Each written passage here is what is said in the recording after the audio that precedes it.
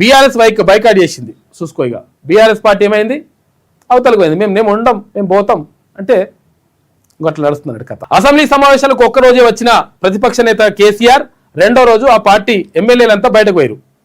ఇక తొలిసారి సమావేశాలను బహిష్కరించిన బీఆర్ఎస్ హరీష్ ను డిప్యూటీ ఫ్లోర్ లీడర్ గా ఎంపిక చేసిన ఒక్క రోజుకే నిర్ణయం తీసుకున్నట.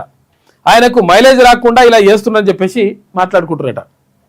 ఉపాధి హామీపై మాట్లాడకుండా బీజేపీకి సహకరించారని బీఆర్ఎస్ పై మంత్రులు ఫైర్ అవుతున్నారు. మొత్తం మీద అసెంబ్లీ సమావేశాలు ఊహించిన మలుపు తిరిగాయి. ప్రజా సమస్యలపై ప్రధానంగా కృష్ణా గోదావరి జలాలపై అధికార ప్రతిపక్షాల మధ్య వాడివేడి చర్చ జరుగుతుందని అంతా అనుకున్న సమయంలో ప్రధాన ప్రతిపక్షం బీఆర్ఎస్ సమావేశాలను బైకాట్ చేసింది.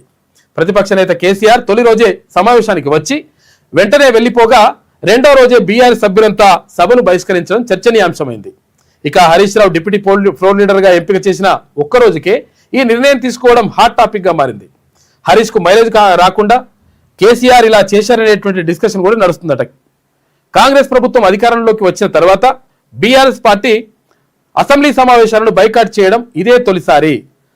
తమకు స్పీకర్ సభలో మాట్లాడే అవకాశం ఇవ్వడం లేదంటూ శుక్రవారం ప్రశ్నోత్తరాల సమయంలో బీఆర్ఎస్ సభ్యులు ఆరోపించారు. అందరూ సభ నుంచి బైకాట్ చేసి బయటకు వెళ్ళిపోయారు. కథ ఇది.